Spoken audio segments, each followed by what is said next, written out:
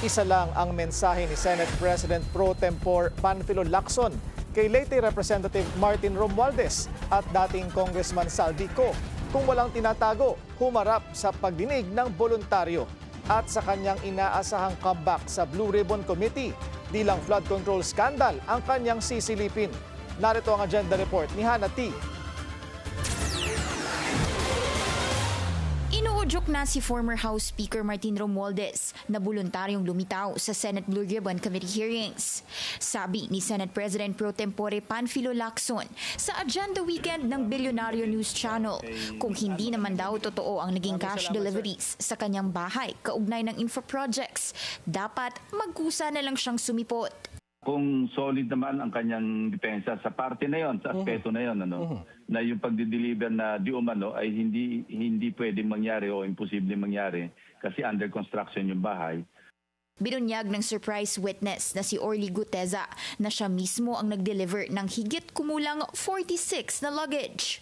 May laman daw itong kickback na hindi bababa sa 40 million pesos each sa bahay ni Romualdez at dating Representative Zaldico. Yan ay mula 2024 hanggang ngayong taon. Para kay Lacson, mas maganda kung may daladala ring pruweba si Romualdez para pasinungalingan ito.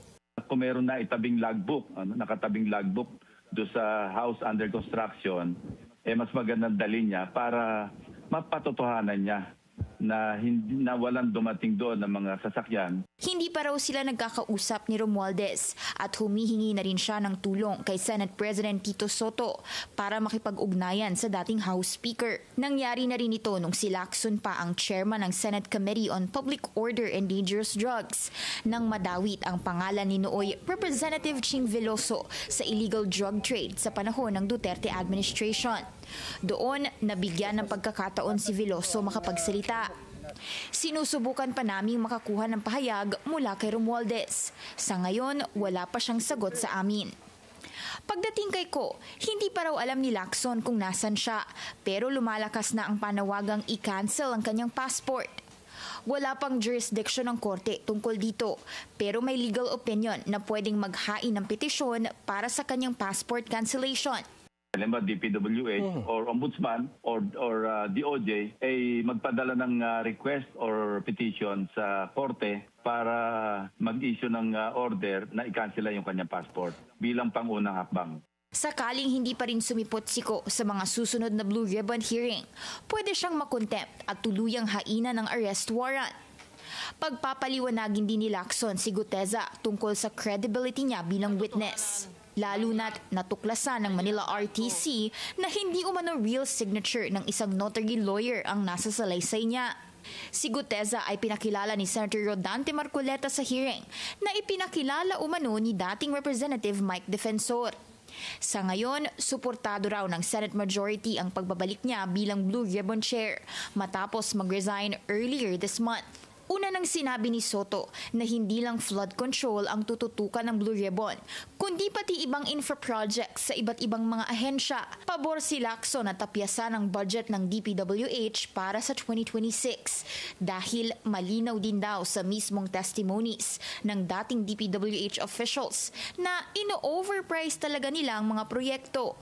Dapat talaga tingnan mabuti at yung standard na presyo ang dapat pagbatayan, hindi yung kung ano yung dinikta ng mga district engineer o regional director ng DPWH. Pagdating naman sa ginawang pagsalaula umano sa national budget, balak din itackle ni Lacson sa Blue Ribbon ang technical malversation na ginawa umano ni Henry Alcantara. Ito ang pagpapalit ng line item sa national budget at nadawit doon si Senator Joel Villanueva. Humiling daw noon si Villanueva ng multipurpose building pero napalitan ng 600 million peso worth of flood control nang hindi alam ng TESDAMAN.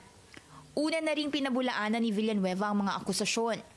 Sa November 14, magpapahiring si Lacson sa oras na ma-formalize na ang kanyang election ulit bilang Blue Ribbon Chair. Hinihiling ni Lacson ang mas smooth na budget deliberations para sa 2026. Masakit man daw ang mga natuklasan sa budget, naging daan naman ito para magbusisi ang publiko at mag-imbestiga sa mga kawani ng gobyerno. Para sa agenda, Hannah T., Bilyonaryo News Channel.